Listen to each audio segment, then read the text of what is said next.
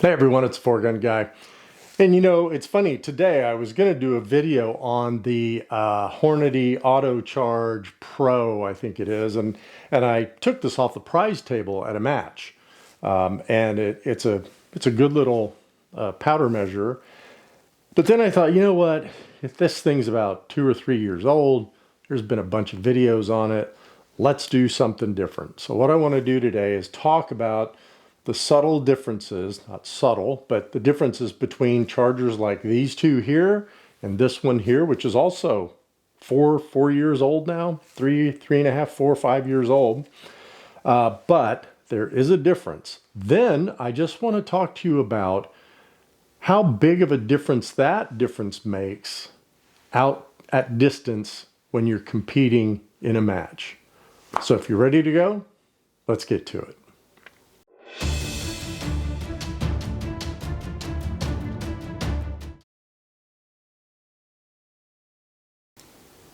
Okay, well, you know me, I have to have a chart, an Excel spreadsheet of some sort, so here we go. I'm going to put this up right here. Now, what I have here is I have my AutoTrickler plus the A&D FX120 scale. So I have, I upgraded this thing about 3 years ago with this trickler here, and it's been fantastic. There is a whole new version of this out there by Mr. McDonald, and it looks like a great thing. Some of the guys are using it. They say they love it.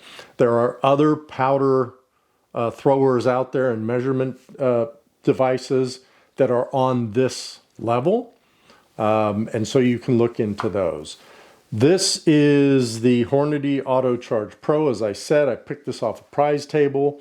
This was the very first powder measure I got, and it's the RCBS Charge Master Link. And this thing is, they don't make this one anymore. They have a different version of it. And again, I'm not going to go through functionality of these things. You can look all that up. They're all pretty good. But let's talk about how different they are from an accuracy standpoint.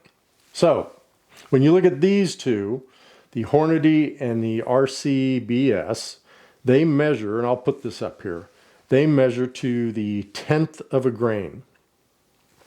This one, my AutoTrickler, measures to the kernel.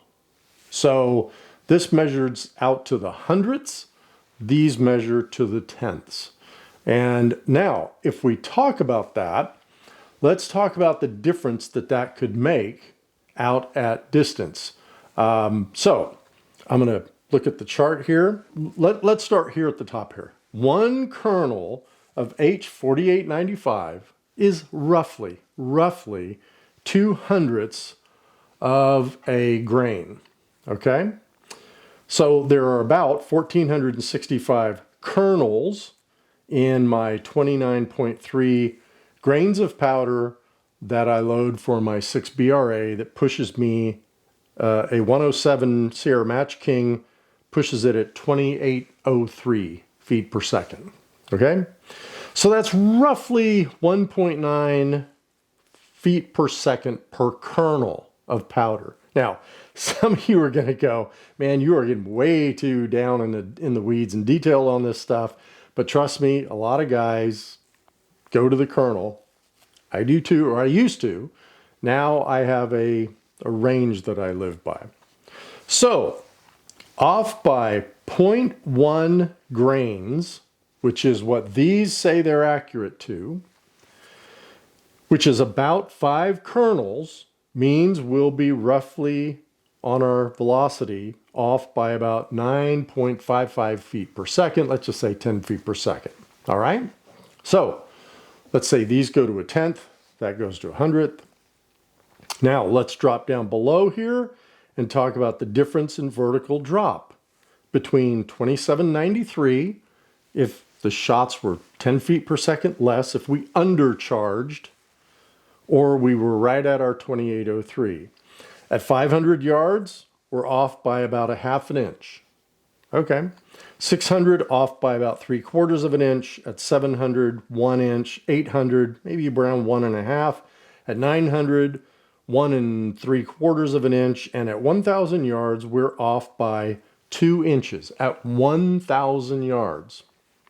Okay, so that's just what that difference could mean to you if you were shooting these in a match.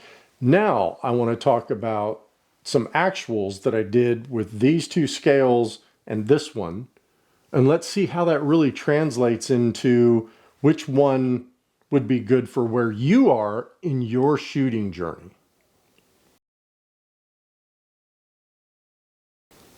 Well, let's look at these three, right? So what I did was I plugged them in. I let them sit for 3 hours because that's generally what I do when I run my my normal machine here, the AutoTrickler.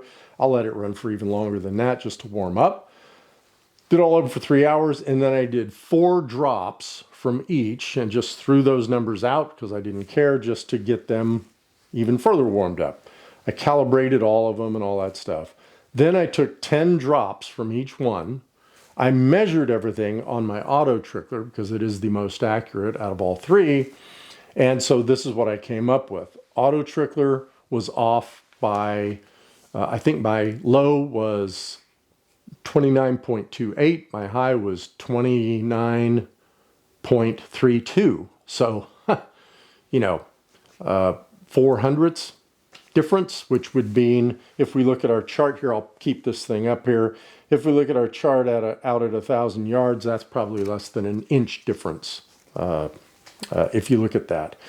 These two, the Hornady here was off by 1/1600ths of an extreme spread. So it hit the 2930 one time, and then it was always over. There was never an under on the Hornady. You can say that's good. You could say that's bad. I don't know. You know, we'll just see. The high was 29.46, which gives me 1/1600ths of a spread there. Now, again, this is assuming that you might shoot those two cartridges right next to each other. And if you did that, then at the 1,000, you'd be off by about 3 inches, not the 2 inches.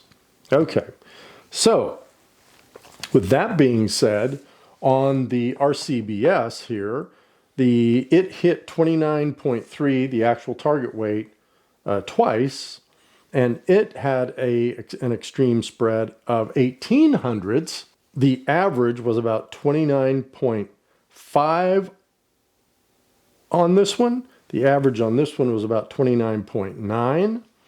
And again, that's because some of these throws were low, right? So while on this one, no throws were low, on this one, some were. So it averaged out closer to the 29.3 actually. So again, you just have to take all that with a grain of salt. And these are all rough numbers, guys. I know that. I'm not doing some super scientific test here. But now let's get to what this all means to where you are in your journey. Just starting out, and I'm going to be doing some videos here in the next few months with this in mind. Just starting out, that.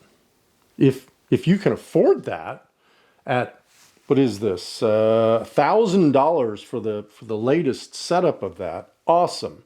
This was $375, and this was $300 when they sold it, but I know you can get the similar version of this pretty cheap, and you got Black Friday coming up, so look for sales on at least these two during Black Friday. So just starting out, these. Why? Because you're not ready yet to worry about hitting the 1 MOA target at 1,000 yards. Let's just be blunt. You're not. And that 1 MOA target at 1,000 yards, and I've said this in a whole lot of other videos, represents about 3, maybe 3 targets you're going to shoot the whole day. 97% of your other targets are going to be 800 yards and in. And if you're using one of these, remember, if I look at my chart again, I'll leave this up here, at 800 yards, you're right about 1.5 inches difference. There's a whole lot of other things that you're going to have to worry about other than an inch and a half in elevation. Trust me. You're going to have wind at 800 yards you got to worry about. You've got movement on the prop you've got to worry about. Don't worry about this yet.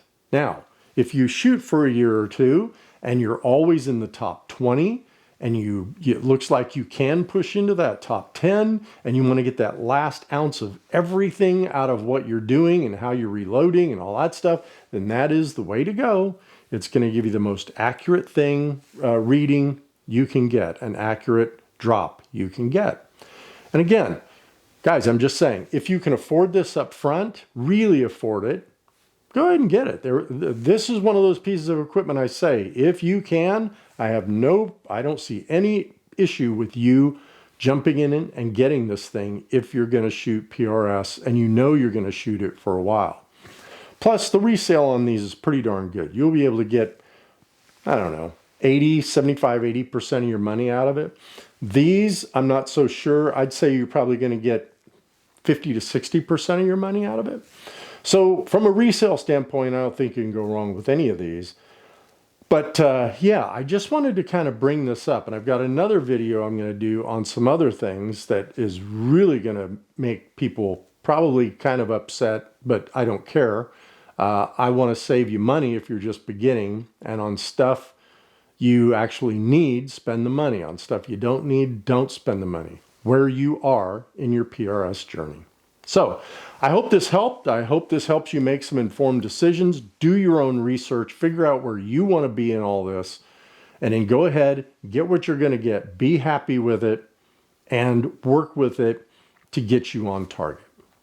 Well, hey, thanks everyone. I really do appreciate it. All the likes, comments, subs. Please tell people about the channel. I really would appreciate that too. And until next time, shoot straight.